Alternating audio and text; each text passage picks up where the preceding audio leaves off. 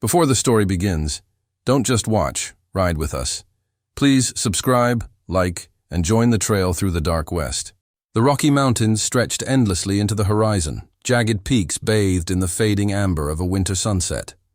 The wind howled like a chorus of lost souls, cutting through the thin air with a cruel bite. Snow crunched underfoot as a lone figure stumbled along a narrow, treacherous trail carved into the cliffs. A woman, small and fragile, her clothes soaked and tattered, her hands trembling as she held a bundle wrapped in a worn, blood-stained blanket. Her name was Mary Whitlock, a widow whose life had been defined by hardship and sorrow. The previous year, fever had claimed her husband, leaving her alone in a cabin that smelled of damp wood and smoke, with only her son, Samuel, for company. And now, as the first stars began to pierce the twilight sky, she feared the worst.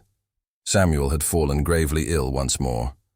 His little body was weak, shivering beneath the thin layers she had wrapped around him, and his breaths came in shallow, uneven gasps. Mary's journey had been long and perilous. She had crossed frozen streams, climbed steep ridges, and battled the biting wind that seemed intent on stopping her. Every step was a prayer, every faltering breath a plea to a God who had not answered in years. Her heart ached, not just for her son, but for the life that had been stolen from her. Husband, home, security. All vanished in the merciless grip of the mountains and sickness. At the edge of the forest, hidden among the pines and shadowed cliffs, lived Elias Grayer, a man whispered about in every nearby settlement. They called him the Mountain Man, a hermit, a hunter, a figure both feared and respected. Legends painted him as a man hardened by tragedy, someone who had walked too closely with death to be startled by it. Children were warned not to wander near his cabin. Men spoke of him in hushed tones over campfires. Yet Mary's desperation overrode her fear. She stumbled toward his cabin, clutching Samuel tighter as the cold seeped into her bones. Her hands were raw and bleeding from the icy branches she had fought through, but she did not stop. At the door, she pounded weakly, too exhausted to even summon a cry for help. "Please," she whispered, barely audible over the wind. "Someone, anyone, help my boy." Elias opened the door with a slow creak, his silhouette framed against the dim light of the cabin's interior. He was tall, broad-shouldered, with hair as dark as the night and eyes sharp and unreadable. His face was lined with scars and weather, a map of every hardship he had endured. When his gaze met hers, it was like staring into the cold depths of the mountains themselves. Silent, unyielding, impossible to decipher. Mary dropped to her knees, laying Samuel's frail body before him. Her lips quivered, her voice breaking under the weight of grief. "Please, please, sir. Bury my child," she pleaded, tears streaming freely down her face. "I have nowhere else to turn. He's gone." Elias's eyes lingered on the boy, taking in every pale detail, every shallow breath. His expression betrayed nothing, and yet Mary could feel the weight of his judgment. The silence stretched, oppressive and unrelenting, broken only by the wind rattling the cabin's roof.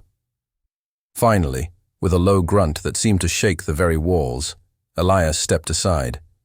"Bring him in," he said, his voice gravelly, echoing the mountains around them. "I'll see what can be done." Mary's heart jumped, a fragile hope flickering in the pit of her despair. She carried Samuel inside, noting for the first time the cabin's darkness. No fire, no warmth, the air thick with dust and the lingering scent of dried herbs.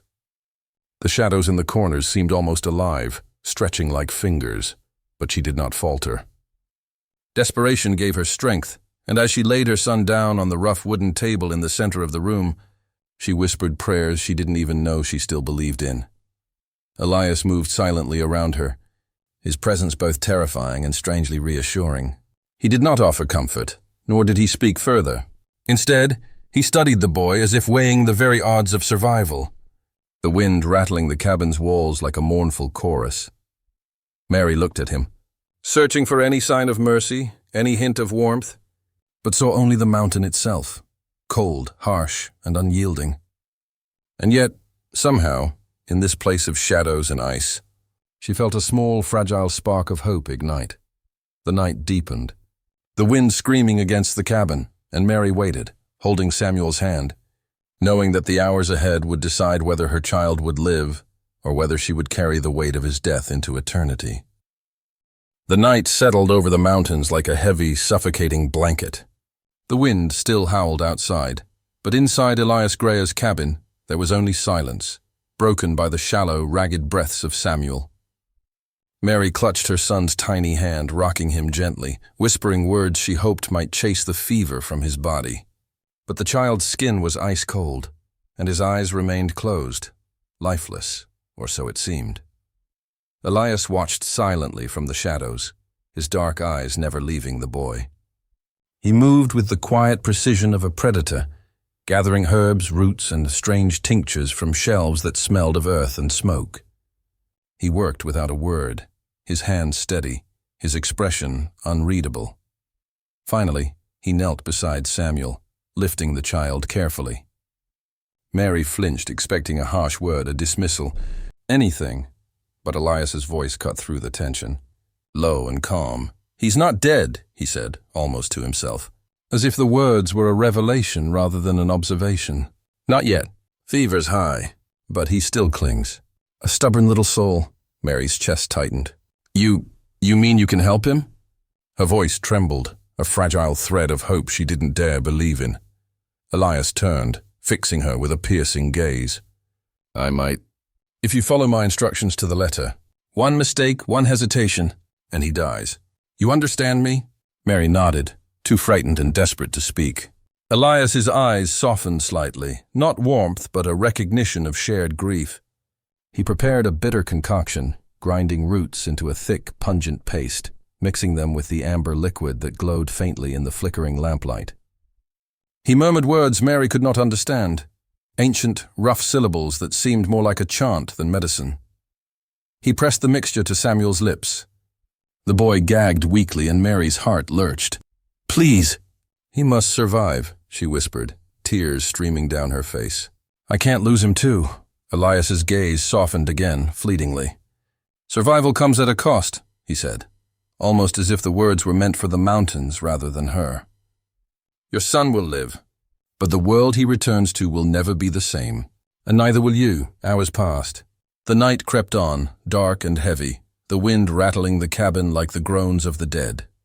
Mary stayed at Samuel's side, refusing to leave, whispering prayers and begging silently for a miracle.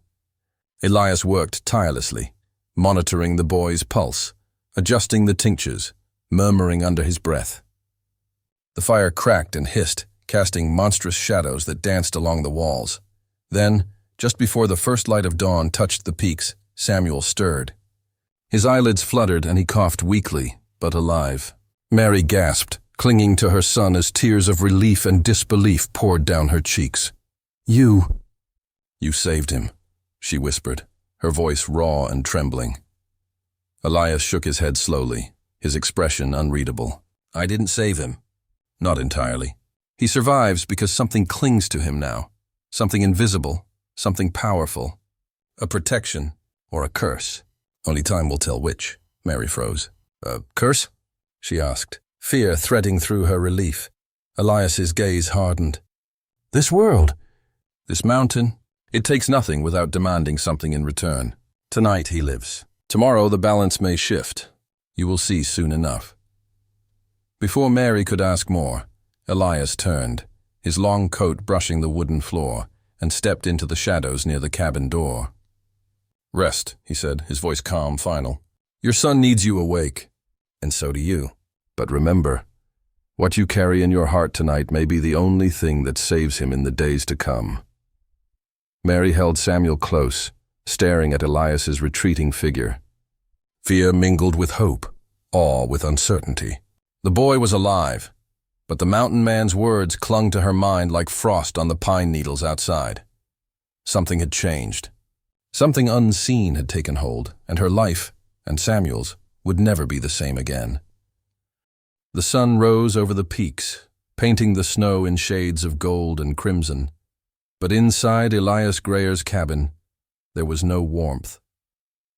The shadows lingered in every corner, stretching unnaturally, as though the cabin itself were alive, aware of the fragile life it held. Mary Whitlock stayed close to Samuel, watching him breathe with a mixture of relief and dread.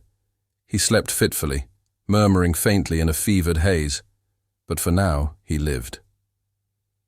Elias moved quietly around the cabin, his long fingers brushing over. Shelves lined with jars of herbs, dried roots, and powders that seemed to hum with some unspoken energy. Mary noticed the objects he kept hidden in the shadows, bones, talismans, and small carved figures whose purpose she could not fathom. She realized with a shiver that she had stumbled not just into a mountain man's home, but into a place steeped in secrets older than the mountains themselves. "You're staring too much," Elias said without turning, his voice calm but sharp. "Curiosity can be dangerous." I'm just trying to understand," Mary whispered, her eyes wide. Why did he survive? What did you do?" Elias finally looked at her, his gaze piercing, almost unsettling in its intensity. "I did what the mountains taught me. They teach those who listen. Samuel, he carries something now. A spark of the old mountain ways. Protection, yes, but also a weight. One that could draw danger as surely as it draws life." Mary shivered. "Danger? From what?"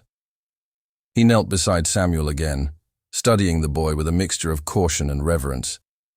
"From men. From nature. From the world that does not forgive weakness. He carries a mark now, unseen by ordinary eyes but powerful enough to shift the course of events. Keep him close. Keep him quiet.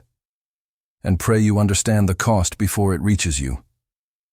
Mary's mind raced. She wanted answers, explanations, anything to grasp the reality of her son's survival. But she knew better than to push further. Elias was a man shaped by loss and secrecy, and pressing him might invite consequences far worse than death. Days passed in a fragile routine. Elias ventured out into the mountains, returning with game, herbs, and strange relics from the forest. Mary tended to Samuel, her hands rough from cold and worry, her nights filled with nightmares of losing him again. And always she felt the weight of Elias's warnings pressing down, a constant reminder that survival had come at a cost she could not yet see. One evening, as the wind shrieked outside like a mourning spirit, Elias finally spoke again. "The boy's life is tied to more than your prayers. You think you know suffering, but you have only glimpsed it. Mountains hold memories old and bitter. They remember every trespass, every death. Samuel, he is bound to these memories now, and one day he will have to face them." Mary's breath caught. "Bound to what?" Elias said nothing more, leaving her alone with Samuel, the boy's small chest rising and falling with uncertain rhythm. Outside, the shadows of the mountains lengthened, darkening the forest, and Mary understood that the world she knew, the safe, fragile world of home and hearth, had vanished. What remained was raw, unyielding, and dangerous. That night, she held Samuel tightly, whispering promises she wasn't sure she could keep. But deep down, a chilling realization settled over her. Survival was not an ending. It was a beginning. And the beginning was darker, stranger, and more perilous than she could have imagined. The mountain man had saved her son, yes. But in doing so, he had opened a door to a world she could barely comprehend. A world where the mountains themselves watched, and where the shadows whispered secrets that could change their lives forever.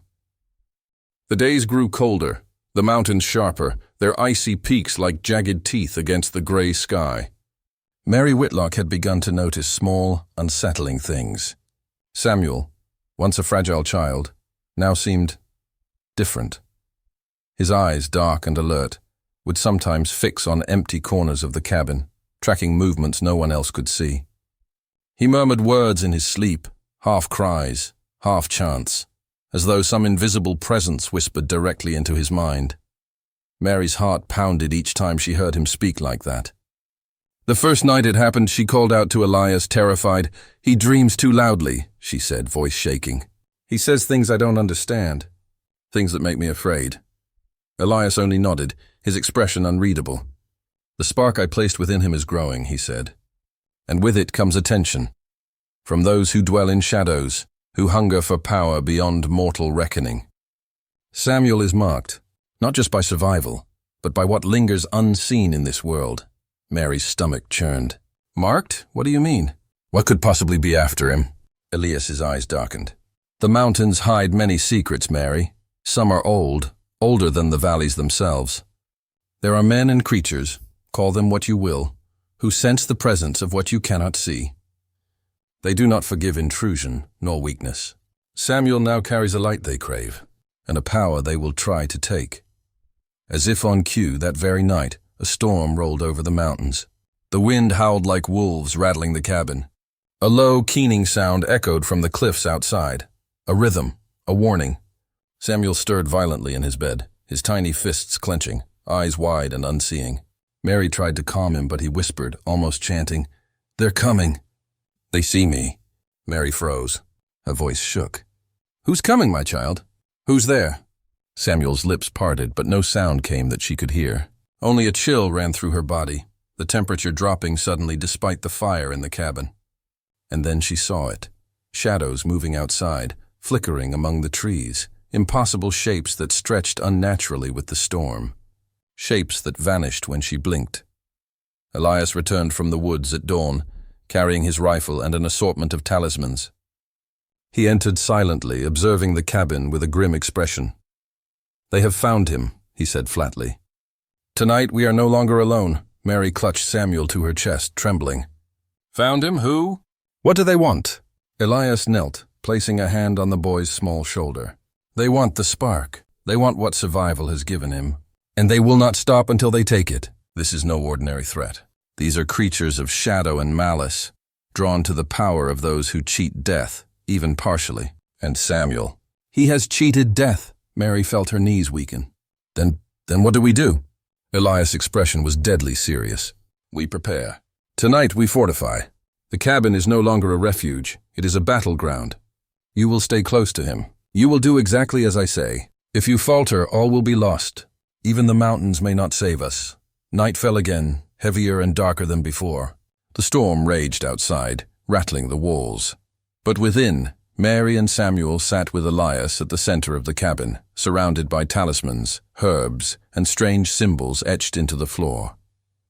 Mary could feel a tension in the air, thick and suffocating, as if the very atmosphere anticipated violence. Hours passed. Then, without warning, the shadows struck. Dark shapes slid across the snow outside, moving closer with impossible speed. Elias fired his rifle, the report deafening in the small cabin. But the figures seemed undeterred. They whispered in voices that made Mary's teeth chatter, low, guttural, promising pain, promising hunger. Samuel cried out, and Elias grabbed him protectively. "Hold him! Hold him close! Do not let the light leave him." The cabin shook as something slammed against the walls. Mary could hear claws scraping wood, hear the soft whispering of those unseen entities, drawing ever closer. She pressed Samuel against her chest, willing him to survive, willing Elias's warnings and protection to be enough. Minutes or hours passed in a blur of fear and smoke. The storm outside began to wane, and slowly the shadows retreated, melting back into the forest, as if repelled by some unseen force. The cabin lay in ruin, splintered walls, broken shelves. The remnants of Elias's talismans scattered across the floor. Elias stood over Samuel, inspecting him, his hands shaking slightly despite his usually unshakable demeanor. "They are gone. For now," he muttered. "But they will return, and each time they will grow stronger, smarter.